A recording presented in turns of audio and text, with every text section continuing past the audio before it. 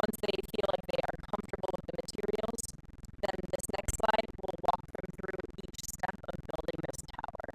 And one thing I forgot to mention that's super important for Station 3 is there's a help button in the corner of every slide, which is just a video of somebody walking them through the process, whether it's physically building the tower or constructing a paragraph. There's a video on every slide walking students through that step. So this slide, they will build this tower and they will just describe what they're seeing and the materials that they're seeing. Going to have consumable items that will come in this bag, and consumable means they'll just throw them away. So they'll get lake water labeled, sand, gravel, charcoal, and a paper filter, and all of these are labeled for them. They will also have a bag of this plastic structure, which will be reused for them. So again, students will be walked through this whole process. They will stack each of these bins on top of each other. And then it's really important for you to tell kiddos to slowly pour the water on top because they don't want to overflow it. And it'll take just a little bit for them to watch the process of filtration. Just as kind of a caveat right now, we've done this 5 times with the same set of sand, so it's like super compacted and saturated, so it's not moving, but it does move, and it takes like 2 or 3 minutes for kiddos to see a clear water sample at the bottom from that lake sample. So after they built the tower, they will pour the water over and just create a quick video that describes how that water was filtered through each of those layers, and kind of hypothesize what each of those layers did to clean the water.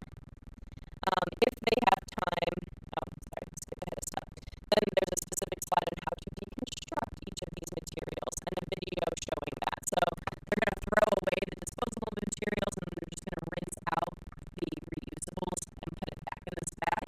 So the next group will get the bag of the reusable, and then they'll get their own bag of the stuff that will be thrown away. Okay. If they have time at the end, they can do a quick written kind of reflection on this process of filtering water. Why is it important to filter water that we receive in our homes? What happens if we don't have clean pipes to filter water? Any questions about the physical material part of the station?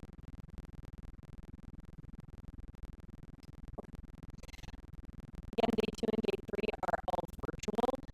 Day 2 is looking at desalinization. So kiddos will start by watching a video on fixing water that is not quite drink ready yet, and they will drag and drop these options based on the information from the video. They will also watch another video about solving our world water crisis and do the same thing. And these 2 videos kind of just set the conceptual understanding for kiddos to then do a online simulation. So instead of doing a physical experiment, they'll be doing an online virtual experiment where they play around with different features in water and just see what best filters this water. So what's important to know is if kiddos are not already automatically logged in, they'll just use their DPS information to log in, and they'll just click play game. I recommend you just clicking around on it a few times before kiddos get into it, just so you're a little oriented with it. It's not hard, and have them just, oh, yeah, go ahead. No, are you recording? Yes. Oh, no. I was just going to say, I love that you use the Roanoke ancient narrators to start off things as an English person. So you're going to just play around with a few different factors. Kids can go back and reset and play around in as many times as they want, just to look at different variables impacting water filtration.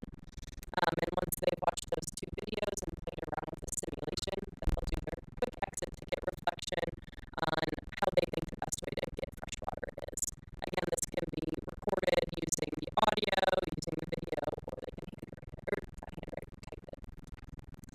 And then day 3 is kind of just pushing this argument a little farther. How should Denver kind of invest in filtering their water? So they're going to read these instructions. These instructions look pretty dense and heavy. Remember, these videos read everything for them, and we'll explain that to them too if you don't think they're going to sit there and read this. But basically, they're going to make a brochure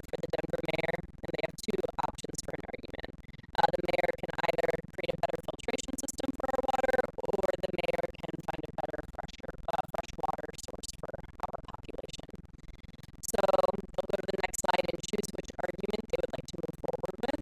If they want to move forward with getting a better filtration system, it'll direct them to this graphic organizer. It tells them what slides to go back to if they need help recalling information. If they click that second option, it'll do the same thing, just a different graphic organizer, and different slides that it'll direct them to help for recall. And once they've kind of planned out their ideas, they'll make a brochure. Again, it's scaffolded in the same way, mild, medium, spicy. Mild having fill in the blanks, images already curated for them. It's going to push them out to a